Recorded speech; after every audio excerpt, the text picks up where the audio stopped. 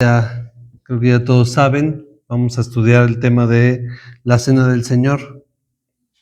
Vamos a tratar de entender de una manera bíblica qué es la Santa Cena, la Cena del Señor, es lo mismo. Vamos a probablemente quitarnos algunos malos entendidos, algunos pequeños vicios que podamos tener. Y yo creo que al final de la enseñanza, si queda alguna duda, podemos tratar de aclararla. ¿Ok? Entonces, hay un par de extremos en la cuestión del tema de la Cena del Señor, ¿sí? Por un lado, uno de los extremos es la total falta de reverencia, es decir, que se abre a todo mundo la Santa Cena, lo cual no es que sea del todo malo, pero el problema radica cuando no hay un entendimiento claro de lo que es. Entonces, no hay reverencia, no hay entendimiento, y entonces se hace de una manera muy general, y entonces, pues todo el mundo empieza o es invitado a tomarla, pero sin un discernimiento, sin un entendimiento de lo que se está haciendo. ¿Ok? Entonces, de un lado tenemos eso, una falta de reverencia, falta de entendimiento, falta de discernimiento de lo que es exactamente la Cena del Señor. Y del otro lado tenemos otro extremo, que es como un exceso de reverencia, vamos a llamarlo. ¿Cómo sería un exceso de reverencia? Bueno, donde se restringe tanto la Cena del Señor, que prácticamente para tomarla hay que ser una especie de querubín alado y tener cierto nivel espiritual altísimo y cierta santidad y ciertas cosas. Entonces, solo esos seres súper santos y súper apartados pueden llegar a tomarla. Entonces, tenemos por un lado la falta de restricción y tenemos por el otro lado el exceso de restricción, ¿sí? Del cual a veces se llega a pedir hasta una especie de perfección y de sentirse digno.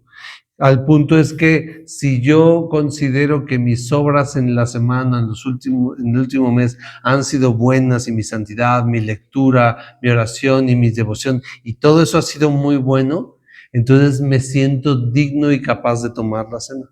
Pero si por el otro lado estoy batallando, ciertas luchas, ciertas cosas, me siento un poco desanimado, no me siento digno de tomarla. La pregunta es, que sería ¿quién es digno de tomar la cena del Señor? Nadie. Esa es la respuesta, nadie. No habemos una sola persona que sea digna de participar de estas cosas santas. Y eso es algo que tenemos que puntualizar desde ahí. Nadie es digno. Somos invitados por la gracia de Dios, por el amor de Dios. Es una expresión del Evangelio. Entonces, también hay ciertas formas erróneas. Por ejemplo, el catolicismo hace lo que le llaman la transubstanciación. ¿Qué es eso? ¿Alguien se acuerda? ¿Alguien sabe qué es la transubstanciación? Lo dije bien, ¿eh? Y dos veces. Ajá. O sea, que ellos cuando están orando, literal creen que la hostia se vuelve el cuerpo literal de Cristo, ¿eh? No simbólico, literal. Y que la copa del vino se vuelve literal la sangre de Cristo. Cada 8 días. Entonces, bueno, y cada vez que hay reunión, ¿no? Entonces, obviamente están tomando, y es una muy mala interpretación o muy literal de cuando Jesús dijo, esto es mi cuerpo que por ustedes es partido, ¿no? Esto es mi sangre, el pacto. Entonces, obviamente nosotros entendemos, y si no, pues entiéndanlo una vez, que realmente no es una cuestión literal, está hablando de una manera simbólica, ¿ok? También, por ejemplo, no sé cuántos de ustedes les llegó a tocar que, por ejemplo, de donde yo vengo, se le daba un poder místico a la Santa Cena, ¿sí?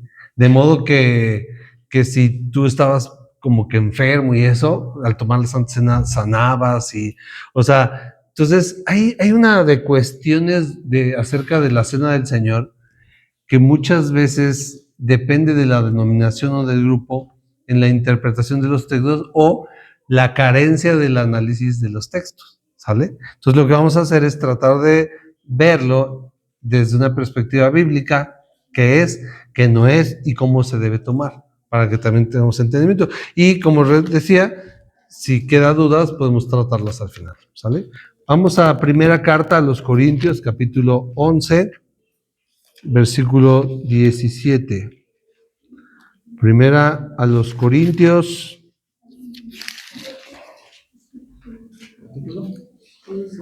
11. Solo como dato cultural, no es primera de Corintios, es primera a los Corintios, ¿sí? Porque va dirigida a. Nada más es dato cultural, no es pecado decir de Corintios.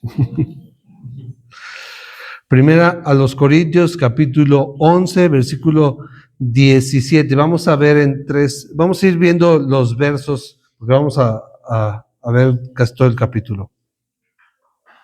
¿Ya estamos ahí? Dice, pero al anunciarles esto que sigue, no los alabo, porque no se congregan para lo mejor, sino para lo peor. Pues en primer lugar, cuando se reúnen como iglesia, oigo que hay entre ustedes divisiones. Y en parte lo creo, porque es preciso que entre ustedes haya disensiones, para que se hagan manifiestos entre ustedes los que no son aprobados. Los que son aprobados, perdón. Cuando pues se reúnen ustedes, esto no es comer la cena del Señor, porque al comer cada uno se adelanta a tomar su propia cena, y uno tiene hambre y otro se embriaga. Pues ¿qué? ¿No tienen casas en que coman y beban? ¿O menosprecian la iglesia de Dios y avergüenzan a los que no tienen nada? ¿Qué les diré? ¿Los alabaré? En esto no los alabo. Vamos a orar. Padre, te damos gracias por este tiempo, por esta tarde, que podemos estar aquí con toda la libertad para estudiar tu palabra, para aprender, para edificarnos mutuamente, para tener comunión, para honrar tu nombre. Pedimos que tú nos ayudes a entender este tema de hoy, que se han hecho muchos vicios en algunas partes acerca de las doctrinas, de las tendencias, de cómo se debe hacer, qué no se debe hacer, y muchas de esas cosas no son provenientes de tu palabra, son ideas humanas basadas en supuestos celos de tu palabra, o a veces se hace con mucha liberalidad sin entender lo que estamos haciendo. Ayúdanos a nosotros a entenderlo conforme a tu palabra. Dame a mí la sabiduría para hablar lo que conviene, y a mis hermanos darles mucho entendimiento, Padre, por favor. En el nombre de Cristo Jesús. Amén. Ok. Aquí nosotros vamos a dividir este tema entre estas tres secciones. Empezamos con aquí tiene un subtítulo que dice abusos en la cena del Señor. Entonces, ¿cuál era el problema que realmente se estaba teniendo?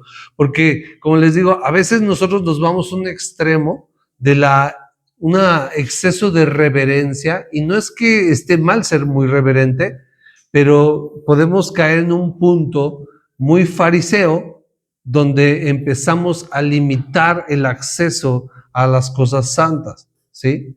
Por eso digo, pero también no debemos ser tan livianos como para no restringir tampoco, ¿sí? Sino más bien es tener un entendimiento de lo que hacemos. Entonces, aquí, ¿cómo eran más o menos la celebración de la Santa Cena?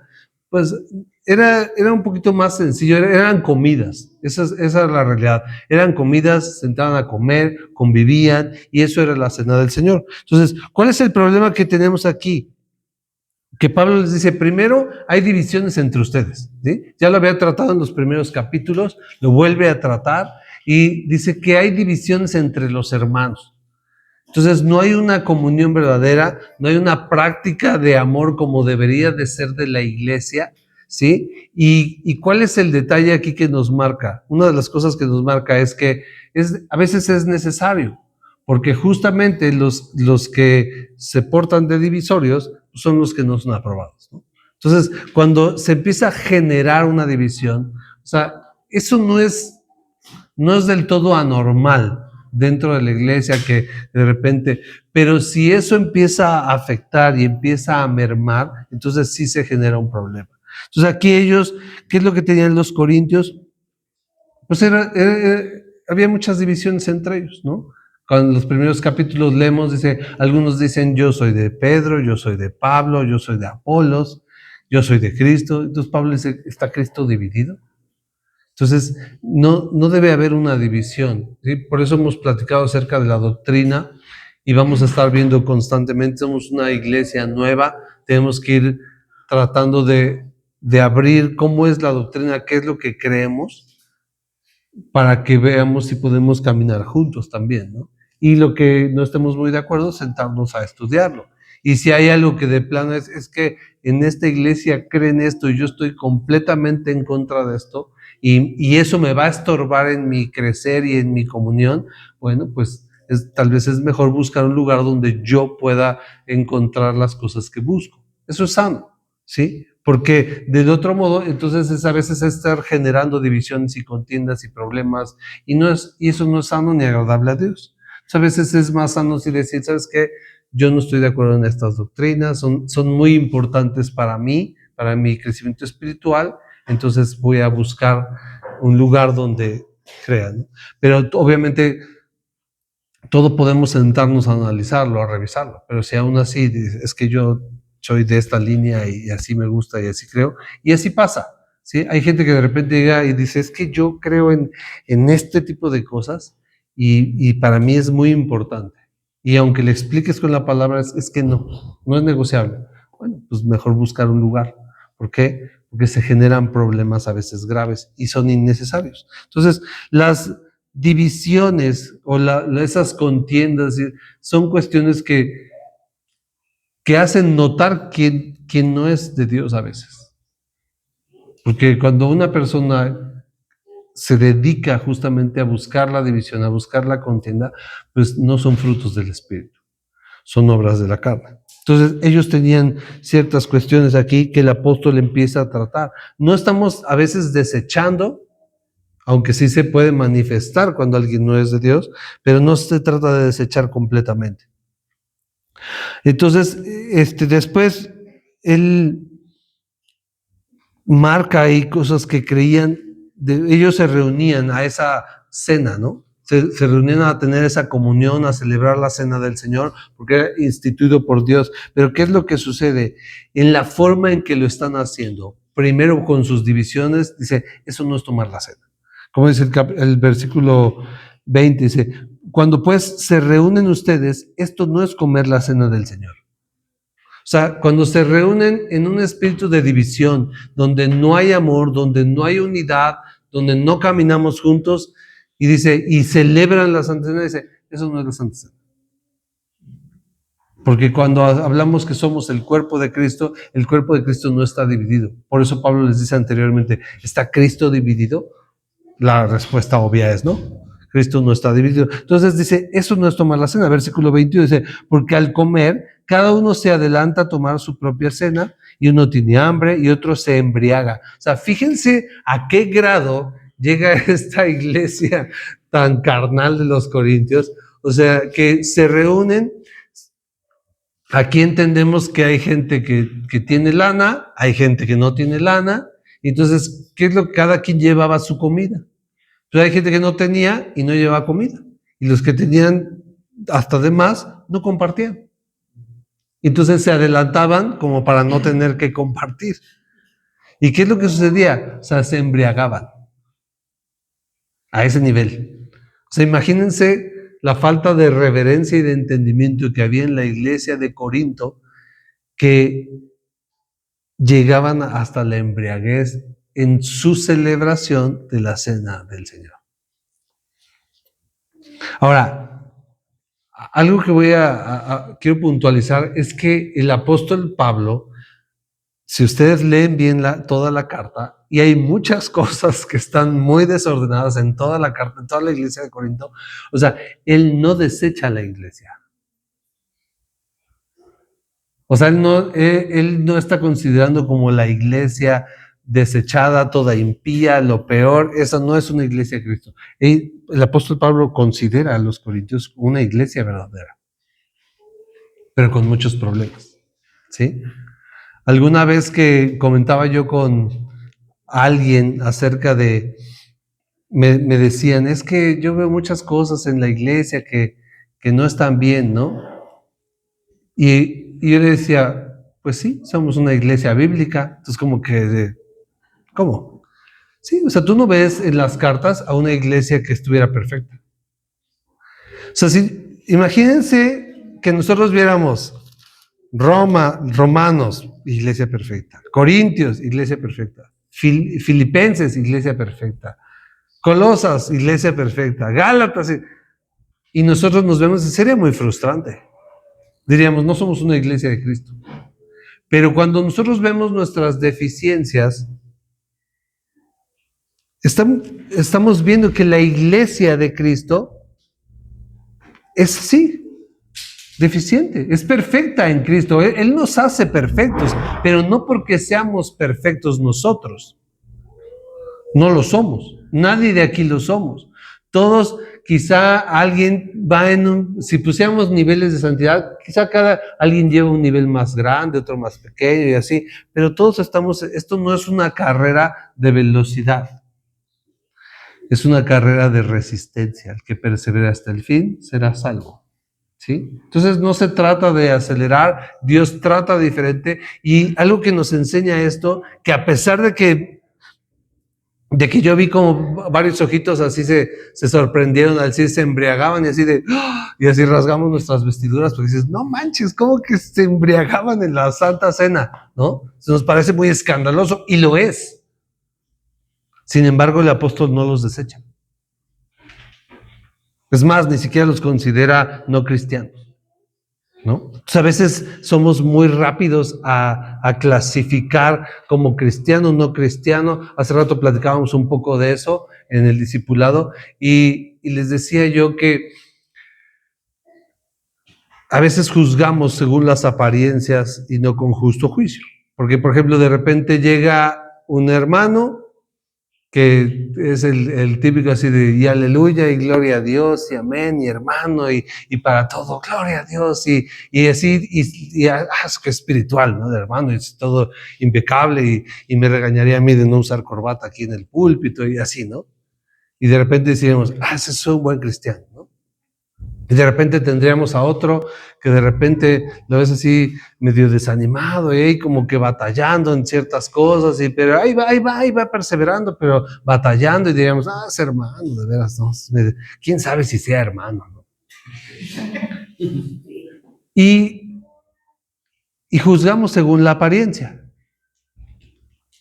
Pero no sabemos cómo está tratando Dios con esa persona a nivel interno. Puede ser que el hermanito, gloria a Dios, aleluya, sea un impío, que tenga una doble vida, y yo he conocido varios de ese estilo, que hablan muy bonito y tienen una doble vida.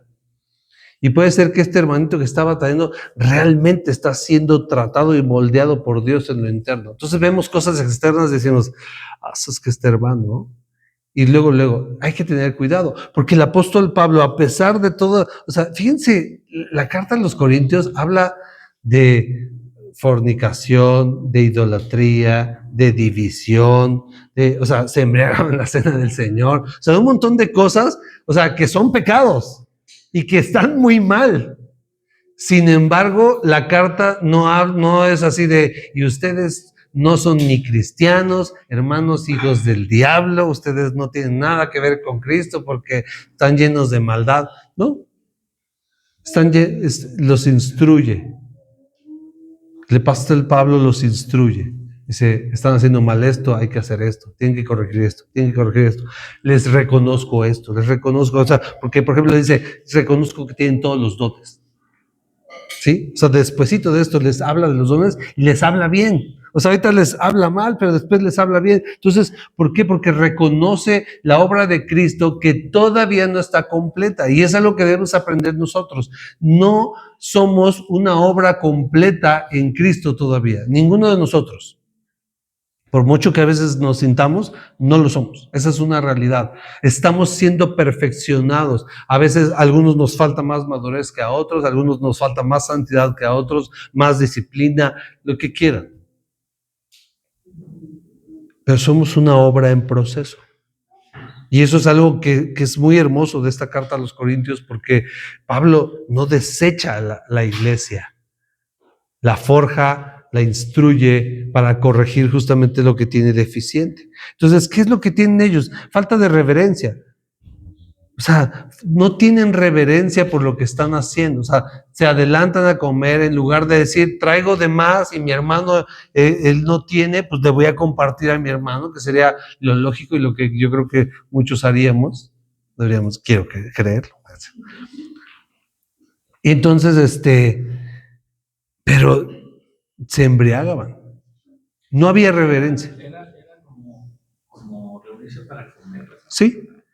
Sí, era una reunión, era una comida, se hacía una comida y probablemente tenían algún ritual, pero realmente era una comida con ese entendimiento. También se llamaban los ágapes, les llamaban las fiestas de amor, que las describe, por ejemplo, Segunda de Pedro y Judas, que es donde dice que se infiltraban ahí maestros impíos, ¿no? A manchar, dice, son manchas a sus ágapes, y se entiende que los ágapes eran esas reuniones donde tenían mucha comunión, les llaman fiestas de amor, y tenían la Santa Cena, ¿no? Entonces era algo así, o sea, era una comida. Nosotros hacemos un poquito más de ritual, ya en este tiempo, pero por ejemplo a mí me gusta la idea de hacer comida en ese sentido. Después quizá lo podamos hacer de vez en cuando, pero era eso. Entonces, ¿qué es lo que sucede? No hay reverencia, no hay entendimiento. Dice verso 22, dice, pues que no tienen casas en que coman y beban, o menosprecian la iglesia de Dios y avergüenzan a los que no tienen nada. ¿Qué les diré? ¿Los alabaré? En esto no los alabo. O sea, ¿qué es lo que sucedía? No hay entendimiento de lo que están haciendo, se vuelve un simple ritual, ¿sí? Como, por ejemplo, pues como el catolicismo, ¿no? Pasan la cena del Señor, la Santa Cena, que es la comunión, y pues toman, o sea, realmente no hay un entendimiento de lo que se está haciendo. Ahora, dentro de la iglesia cristiana también pasa eso. O sea, y digo, no se trata de restringir en exceso, pero tampoco de abrir en exceso, sino más bien enseñar a que se hagan las cosas con entendimiento, con reverencia. ¿Por qué? Porque ellos aquí no tenían reverencia, menospreciaban las cosas de Dios, había falta de amor entre ellos. Entonces hacían las cosas muy mal, ¿sí? Porque en lugar de compartir con los que no tenían, pues se adelantaban a comer, así de, ahí viene el hermano que siempre es bien gorrón, ¿no? Y yo, vale, ya se me acabó, hermano, ¿no? O sea, eso es una falta de amor. Entonces, esa es una forma en que no se celebra la cena del Señor. Porque no hay un discernimiento, no hay un entendimiento de lo que se está haciendo. Simplemente se vuelve una comida común y corriente. Por eso Pablo dice, ustedes cuando se reúnen, eso no es la cena del Señor. Eso sí no es, ¿no? Entonces, porque es un simple ritual. Y nosotros, por ejemplo, cuando vamos a tomar la cena del Señor, cuando se tome la cena del Señor, que la idea es hacerlo cada mes, porque es una conmemoración, cada quien lo toma cada que le da la gana, hay iglesias que lo toman cada semana, cada 15, cada mes, cada 6 meses, cada quien. Yo creo que nosotros vamos a hacerlo cada mes para conmemorar. Y la idea de este estudio es que tratar de que nos vaya quedando claro qué es lo que hacemos y por qué lo hacemos. Ahora, ¿cómo sí se debe tomar la cena? Verso 23 dice, porque yo recibí del Señor lo que también les he enseñado, que el Señor Jesús, la noche que fue entregado, tomó el pan y habiendo dado gracias, lo partió y dijo, toman, coman, esto es mi cuerpo que por ustedes es partido, hagan esto en memoria de mí. Entonces, la institución de la cena del Señor no es algo que se le ocurre a la iglesia. No es una tradición que simplemente a la iglesia se nos ocurrió para conmemorar y recordar. Es algo que Jesús mismo instituye, ¿sí? ¿Cuándo sucede eso? ¿En qué momento sucede? ¿Alguien se acuerda? ¿Y qué se celebraba? ¿Qué estaban celebrando? La Pascua. Estaban celebrando la fiesta de la Pascua, de cómo salían, cómo Dios los rescató de Egipto. ¿Ok? Entonces, eso es lo que estaban celebrando. ¿Qué es lo que se hacía en la fiesta de la Pascua? Se tomaba un cordero, si mi familia era pequeña, lo compartía con mis vecinos, y si me alcanzaba, pues era para nosotros. Se sacrificaba. ¿Y qué se hacía con la sangre? Se ponían los dinteles y en las puertas y eso. ¿Para qué? Eso pasó justamente a Egipto para que cuando pasara el devorador se pasara de largo. Pascua, la palabra Pascua significa pasar, es decir, seguir de largo, de la sangre para que no murieran los primogénitos en este entonces. Entonces, eso se conmemoraba cada año los judíos para recordar ese cómo Dios los había librado. ¿Hacia dónde apuntaba esa Pascua? Hacia Jesús, ¿sí?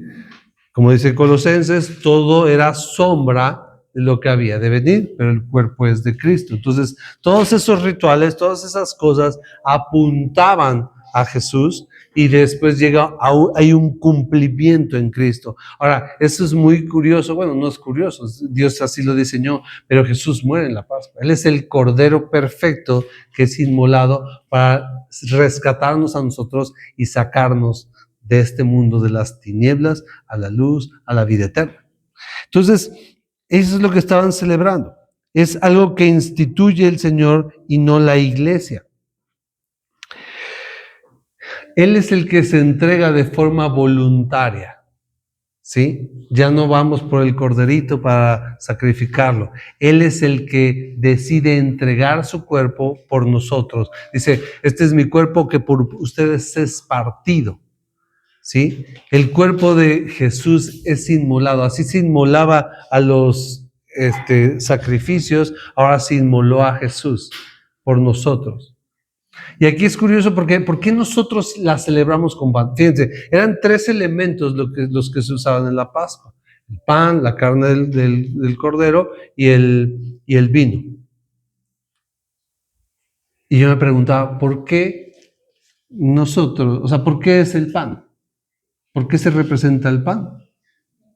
Si la carne es del cuerpo, sí es su cuerpo, pero ¿por qué no la carne? Porque nosotros ya no vamos a sacrificar. Ya no tenemos necesidad de sacrificar ningún cordero. Ya no hay provisión de carne para nosotros, porque el cordero perfecto fue sacrificado. Entonces nosotros ya no tenemos que sacrificar. Entonces, esto lo hizo por nosotros. Él se entrega por nosotros y es un sacrificio completo y perfecto. Por eso dice, este es mi cuerpo que por ustedes es partido. Su cuerpo fue destrozado por causa de nosotros. Entonces dice, hagan esto en memoria de mí. Entonces, algo que nosotros conmemoramos cada vez que tomamos la cena del Señor y tomamos el pan, recordamos justamente que Jesús, su cuerpo, fue molido por nuestros pecados. Y entonces eso conmemoramos y eso recordamos. Cada vez que la celebramos, eso debemos estar recordando. Después dice, verso 25, asimismo tomó también la copa, después de haber cenado, diciendo, esta copa es el nuevo pacto en mi sangre. Hagan esto todas las veces que la bebieran en memoria de mí. Obviamente nosotros entendemos que su sangre fue derramada por nosotros para la remisión de nuestros pecados. Entonces, ¿qué es lo que hace? Invita a tomar de la copa, que es el nuevo pacto.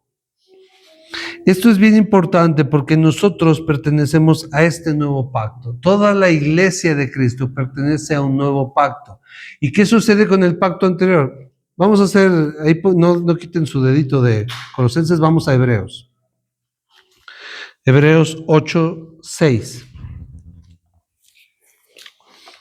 Vamos a regresar a Corintios. Hebreos 8:6.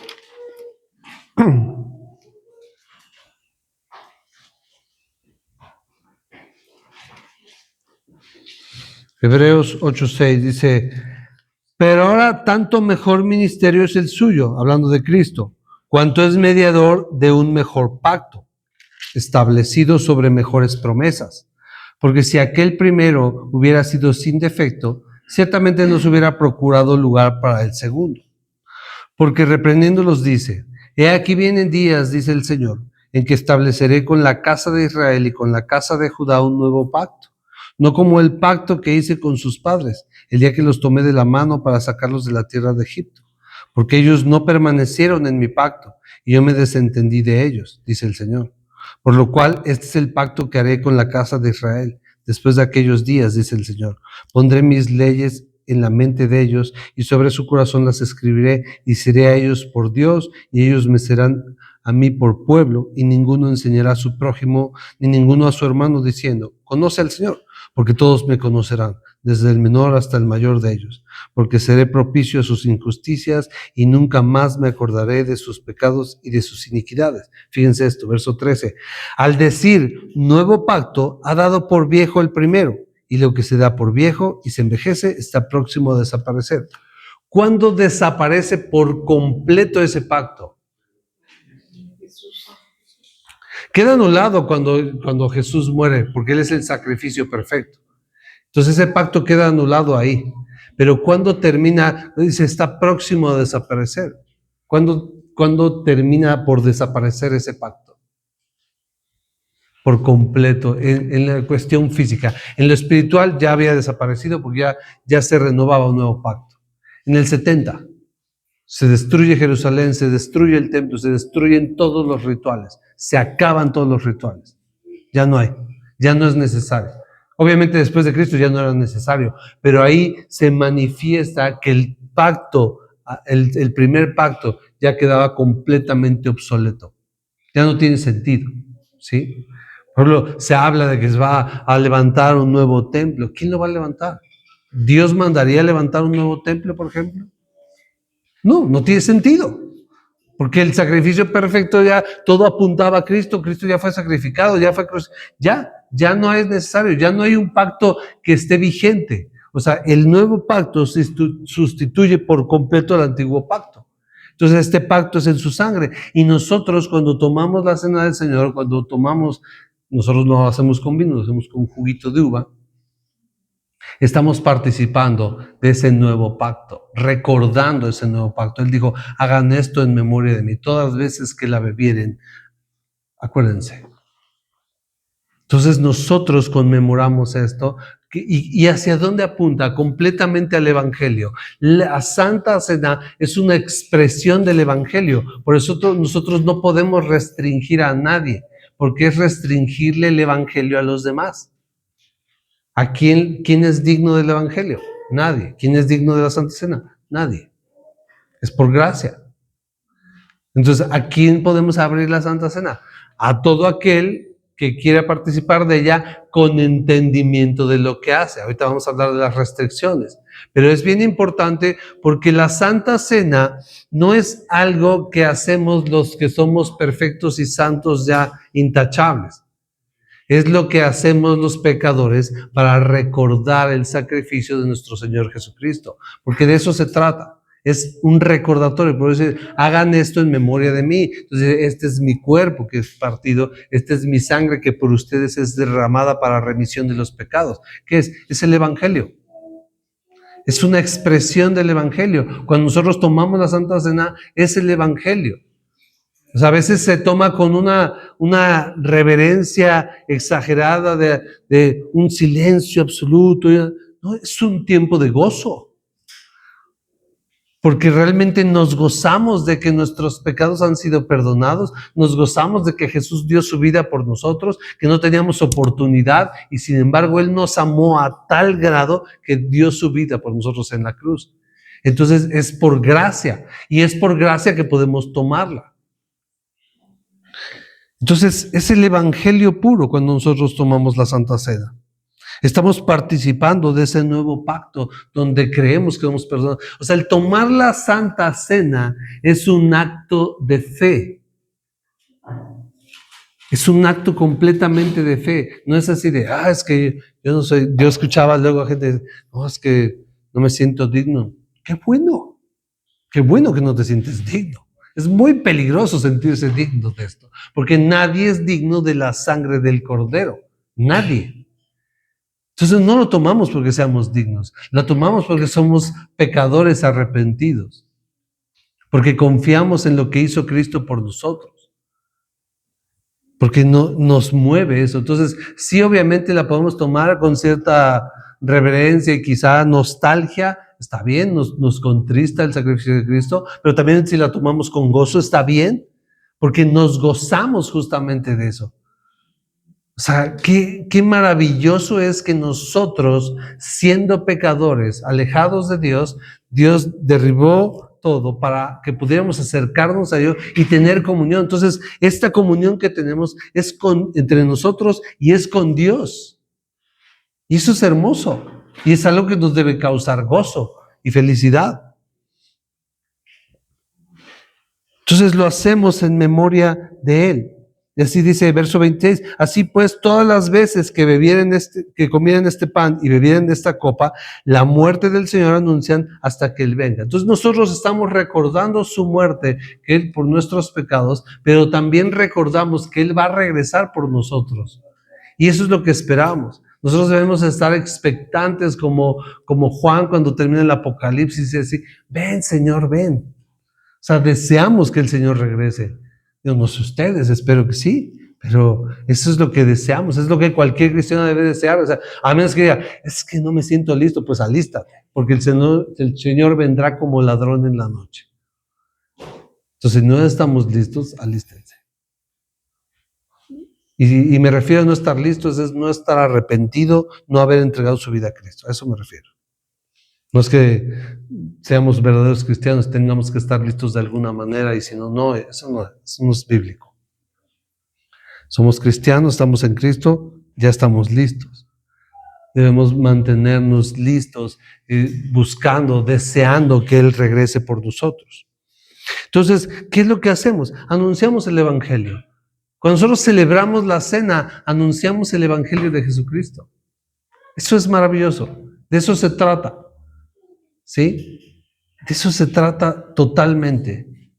Ese es el mensaje. Por eso platicaba yo con mi esposa de hacer la imagen que hicimos, que hizo ella, perdón, y le decía yo, no quiero los elementos. Generalmente cuando se hace un diseño de la Santa Cena se pone el pan y el vino.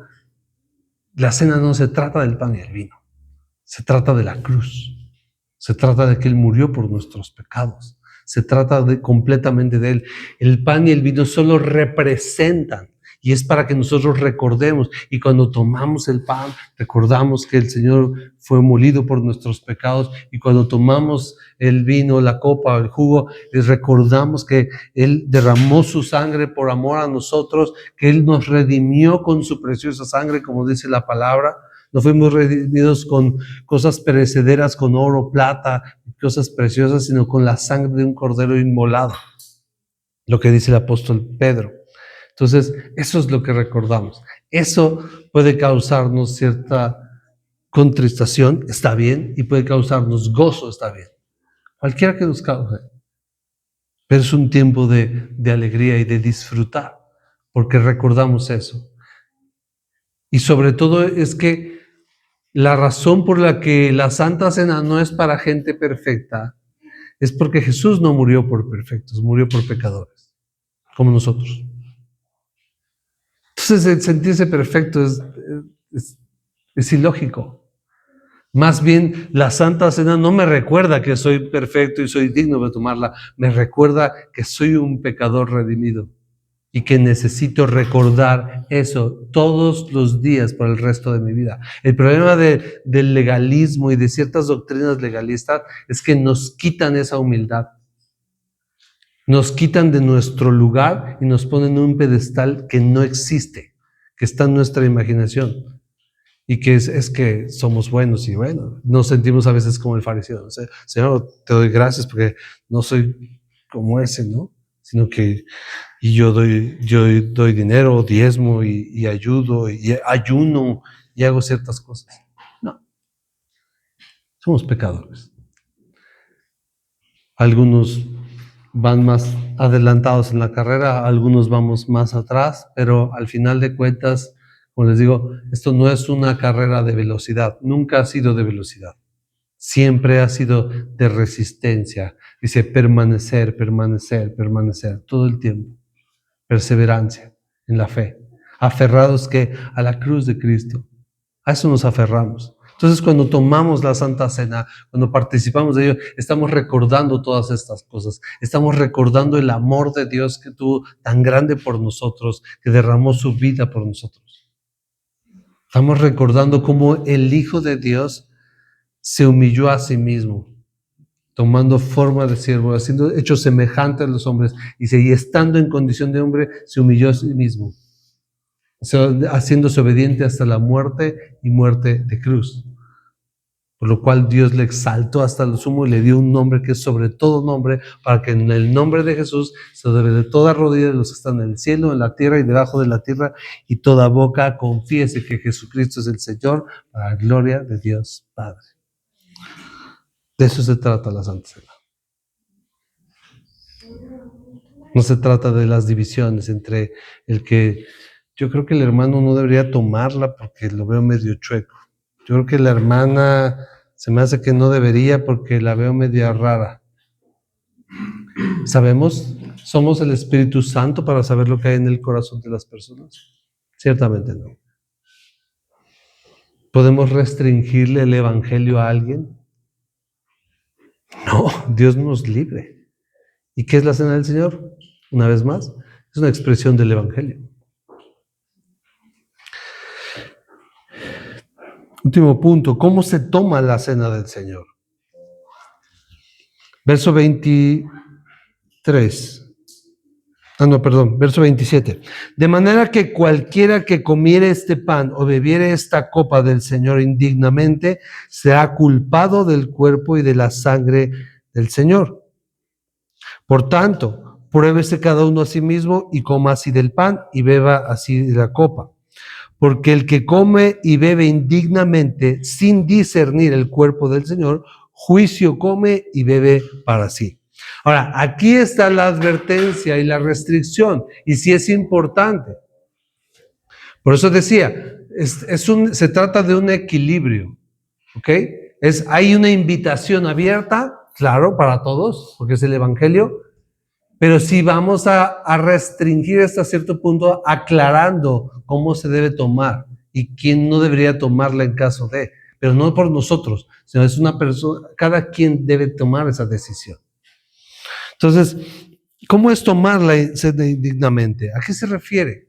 Si nos vamos nosotros a nuestro contexto y no a lo que nos suena a nosotros, porque a veces es tomar indignamente y nosotros sacamos una conclusión desde nuestra perspectiva.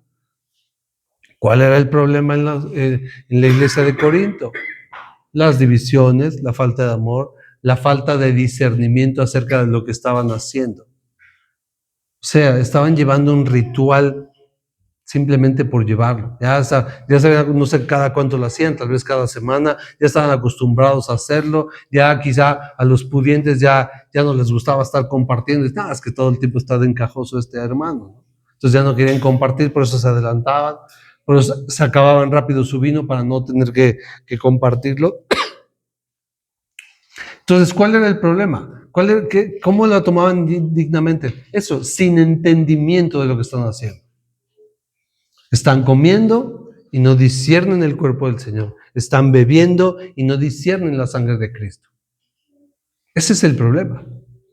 Ese es el centro del problema en la iglesia de Corinto y ese es el problema hoy en día. Si nosotros, por ejemplo, celebramos la Santa Cena, pero no hablamos de lo que es, no hablamos del sacrificio de Cristo, y no me refiero a que cada Santa Cena vamos a hacer una predicación, no, debemos hacer una mención de qué se trata. Recordar de qué se trata, de la sangre, del sacrificio perfecto de Cristo, de su sangre derramada, de su cuerpo inmolado por nosotros. Y es eso, ¿por qué? Porque lo hacemos recordando. Entonces, eso es lo que debemos entender. Entonces, cuando una persona va a tomar la cena, es recordar y entender lo que está haciendo, tener reverencia, ¿sí? siempre debe ser una actitud de reverencia.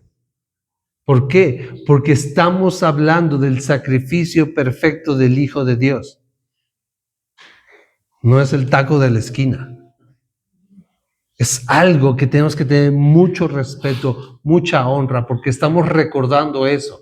Y no es que hay que honrar el pan. No honramos el pan, honramos lo que representa el pan. Honramos lo que representa el jugo. ¿Por qué? Porque es lo que nos dio, nos rescató. Y eso es lo que recordamos. Si una persona no está recordando, no está entendiendo estas cosas, no debe tomar la cena. Si no, es que yo no entiendo nada de esto, o no me interesa, abstente de tomarla. Porque eso es tomarla indignamente. Por eso dice, sin discernir el cuerpo, sin discernir de qué se trata. Entonces, ¿cuándo se debe restringir? Cuando no hay entendimiento de estas cosas. Cuando se hace deliberadamente, si vivo en pecado y no me importa y aún así voy a participar, hay que abstenerse de eso. ¿Hay pecado arrepentido? Adelante. ¿Qué dice aquí? Fíjense cómo dice el pasaje. Verso 28 dice, por tanto, pruébese cada uno a sí mismo y coma así del pan y beba de la copa. O sea, ¿qué está hablando? Examinarse, probándome. ¿Sí? Hay pecado. Todos, al final, de repente, en mucha mayor, menor medida, hay pecado. ¿Qué es lo que hacemos? Arrepentirnos. O sea, un cristiano verdadero va a vivir en una constante de arrepentimiento de pecado. No quiere decir que estemos practicando el pecado deliberadamente. Quiere decir que, como hemos platicado, de repente hay situaciones. Pero ¿qué hacemos? Estamos arrepentidos. Entonces, ¿qué es lo que nos dice? Antes de tomar la cena, examínate, pruébate. ¿Hay entendimiento de estas cosas? ¿Entiendes lo que vas a hacer? ¿Hay reverencia y respeto por esto? ¿Hay pecado? Porque si hay pecado, entonces tengo que arrepentirme. Entonces no quiere decir, es que hay pecado, no puedo tomarla. Sí, puedes tomarla si te arrepientes. Por ejemplo, nosotros para tomar la Santa Cena vamos a tomarnos unos minutos y siempre lo vamos a estar haciendo. Pero si hay algo, pues es bueno darlo a Dios. Pero si hay vida de pecado y yo no quiero arrepentirme, porque este pecado yo no lo quiero dejar, entonces el consejo es abstente de tomar la cena. ¿Por qué? Porque eso es tomarla indignamente. O sea, cuando yo estoy viviendo una vida de pecado y no quiero arrepentirme, porque es lo mismo con el Evangelio. El Evangelio no va a tomar efecto si yo no tengo una vida de arrepentimiento. Si yo no estoy dispuesto a abandonar mis pecados, el Evangelio no va a cobrar vida en mí. Porque Jesús dijo, arrepiéntanse y crean en el Evangelio. Y nosotros vemos todo el tiempo arrepentimiento y fe, arrepentimiento, van de la mano. O sea, cuando nosotros hablamos de una conversión al cristianismo, por así decirlo, estamos hablando que la conversión es el resultado de dos cosas, arrepentimiento y fe. Arrepentimiento y consagración a Dios. Es lo que le dice, por ejemplo, Pablo a la iglesia de Tesalónica. Dice que daban testimonio de cómo se habían convertido de los ídolos para servir al Dios vivo y verdadero. Arrepentimiento de servir a los ídolos y fe en el Señor y servir al Señor. Entonces, eso es la conversión. Entonces, si no hay un deseo de decir, yo tengo un pecado y no lo quiero abandonar, no hay que tomarlo. Hay un pecado y quiero abandonarlo, ¿ok? Entrégaselo a Dios, pídele a Dios que te ayude y toma la Santa Cena. O sea, nosotros no vamos a restringir la Santa Cena a pecadores porque entonces tendríamos que restringirla a todas y ya no la tomaríamos nadie. Pero vamos a restringirla o se lo tiene que restringir la persona de manera individual si realmente dice, es que yo no quiero dejar esta vida que llevo, de pecado que deshonra a Dios. Entonces, el consejo de mi parte es, no la tomes. Pero no vamos a prohibirle a nadie, no vamos a decir, a ver, pasa acá, hermano, tú es pecado, no, llégale, no, tú sí estás bueno, una lana y te dejamos así. Pues no, ¿verdad? Que Marco ya me está queriendo sobornar. Así no es esto, hermano. Seguimos. Dice, porque el que come y bebe, verso 29 otra vez, porque el que come y bebe indignamente sin discernir el cuerpo, juicio come y bebe para sí. Pero fíjense esto, por lo cual hay muchos enfermos y debilitados entre ustedes, y muchos duermen. Si pues nos examináramos a nosotros mismos, no seríamos juzgados, mas siendo juzgados, somos castigados por el Señor para que no seamos condenados por el mundo. Entonces, ¿qué es lo que sucede? Si tomo la cena indignamente, sin discernir, sin arrepentimiento, sin reverencia, sin decir simplemente porque quiero participar, simplemente porque voy a tomarla, porque si ven que no la tomo van a decir que ando mal, o sea, y eso es indignamente, sin entender lo que estoy haciendo. ¿Y cuál es el juicio que cayó sobre ellos? Se empezaron a enfermar, andaban debilitados, y dice que algunos duermen. Eso es un eufemismo, se murieron. O sea, estamos hablando de que, por ejemplo, esa gente que nosotros nos escandalizamos, se embriagaban, bueno, probablemente algunos de ellos no arrepentidos cayeron muertos por tomar la cena indignamente. O sea, es grave. ¿Por qué es grave? Dice, en el mismo contexto, dice, porque será culpado de la sangre y del cuerpo del Señor. O sea, junto con los que gritaron, su sangre sea sobre nuestras cabezas, crucifícale, dice, junto con ellos vas a ser culpado por no discernir, por tomarla indignamente. Entonces, si es una cuestión de reverencia, es una cuestión de entendimiento. Entonces, esa es la alerta que hay para nosotros, porque hay un juicio de Dios. Ahora, aquí es muy interesante porque también dice que en el verso 32 dice, mas siendo juzgados, somos castigados por el Señor para que no seamos condenados con el mundo. O sea, hay un juicio, pero no condenación. Eso es lo que reconoce Pablo, que probablemente la mayoría, muchos de los corintios eran cristianos verdaderos, batallando en la carne, batallando en ciertas cosas, pero eso no los hacía impíos del todo, sino estaban en Cristo. ¿Y qué es lo que sucedía? ¿Qué es lo que hacía Dios para santificar la iglesia? Cortar.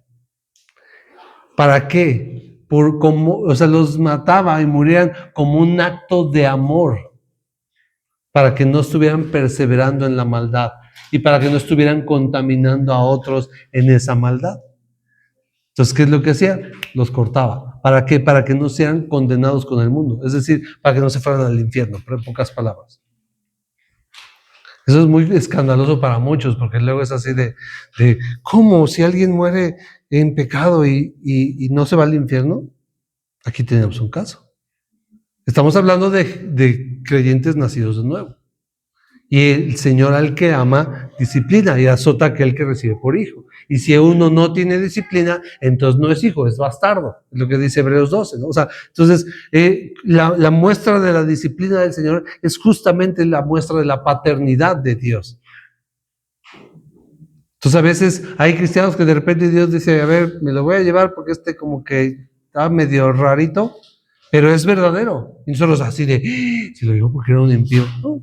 Se lo llevó por amor porque dice, se me está desviando mejor lo vamos a apartar y no lo condenamos con el mundo. ¿Sí?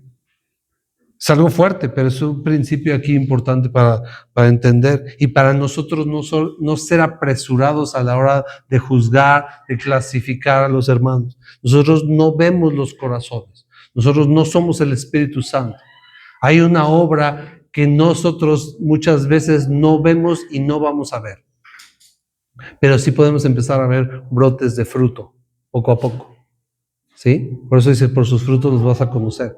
Ahora, si los frutos son malos, bueno, pues el árbol es malo.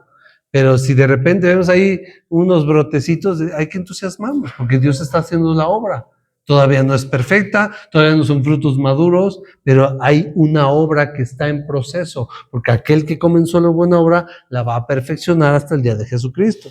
Entonces somos una obra en proceso, por eso no hay que desanimarnos tampoco cuando batallemos con ciertas cosas, es parte de.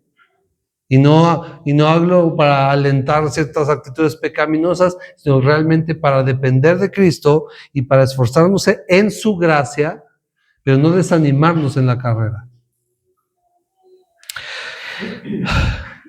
Entonces termina diciendo, verso 33 y 34, así que, hermanos míos, cuando se reúnan a comer, espérense unos a otros.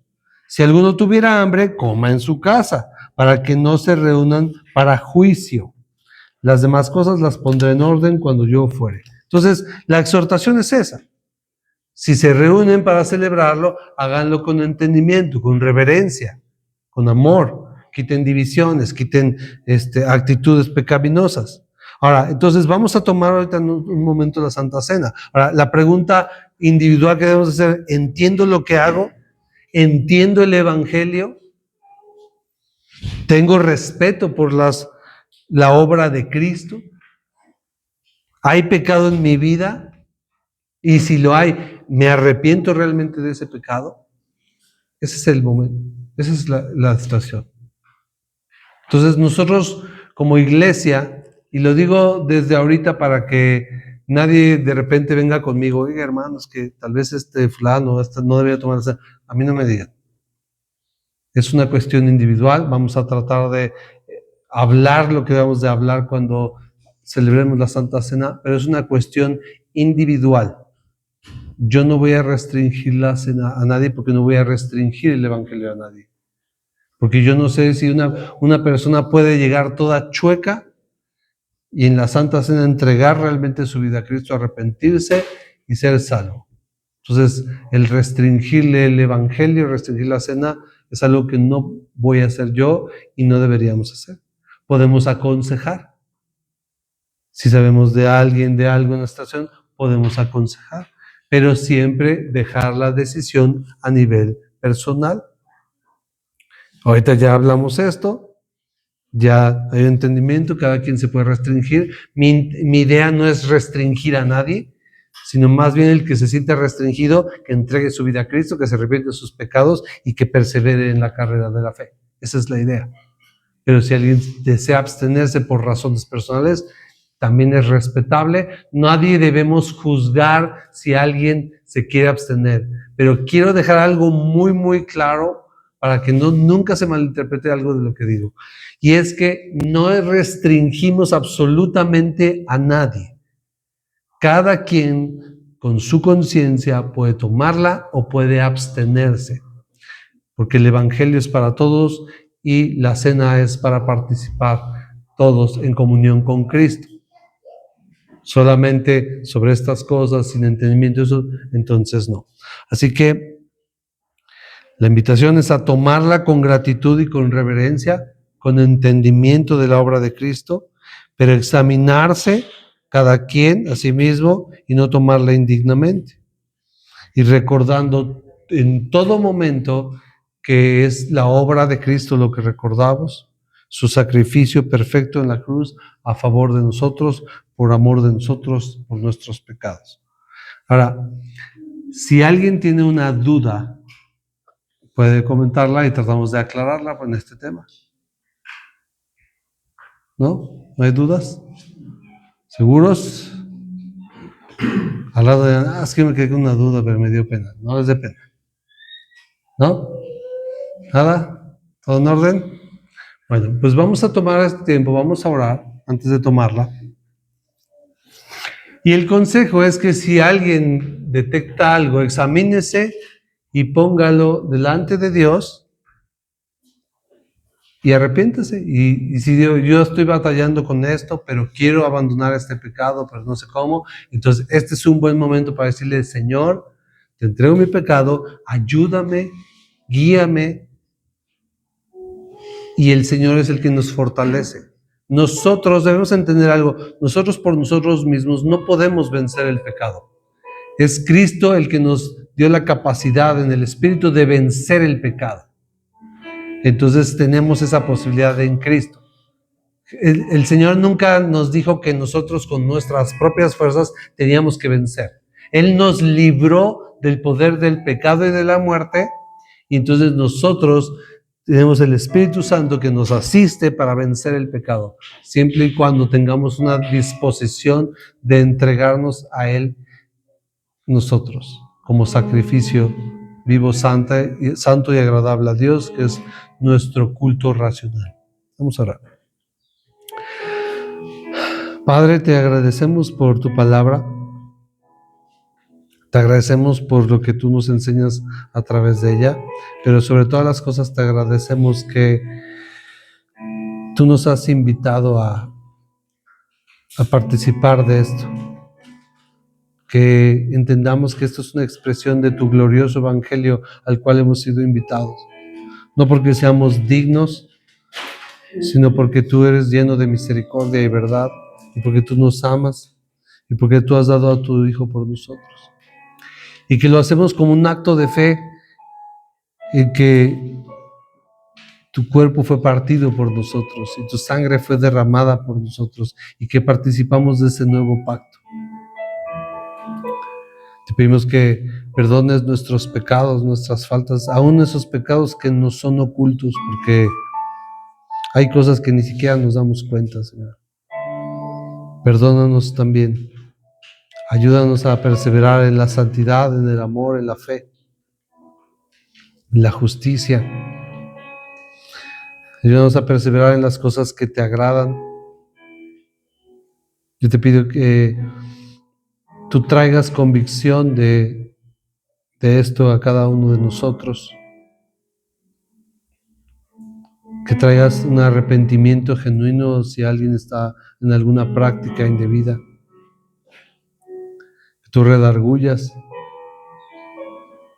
para un arrepentimiento de verdad y que pueda participar, porque justamente de eso se trata este tiempo de perdón de pecados.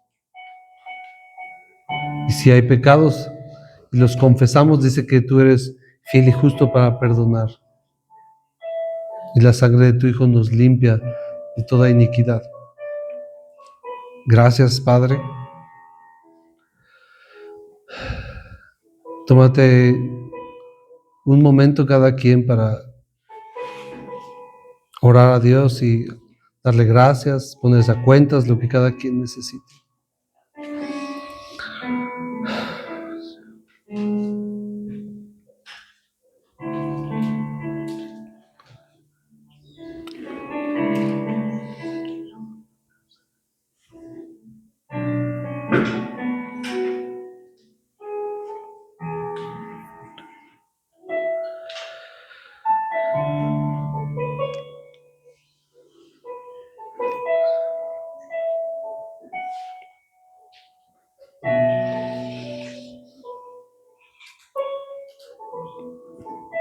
Gracias, Jesús, por ese sacrificio que has hecho por nosotros.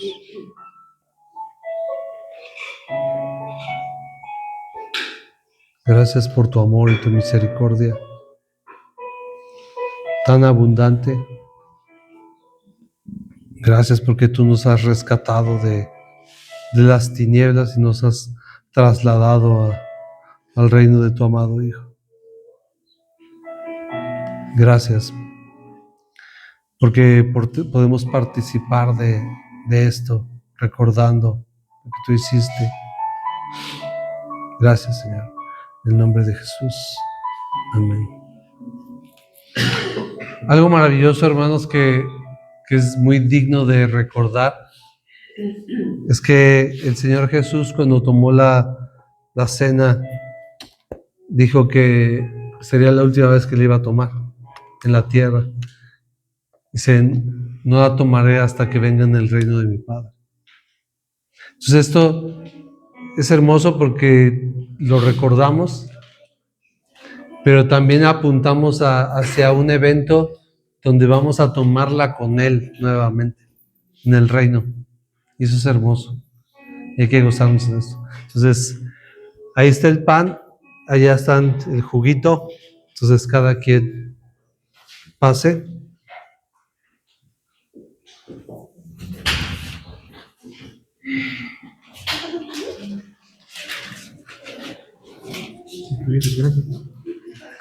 Sí, es que no la dice. No sé.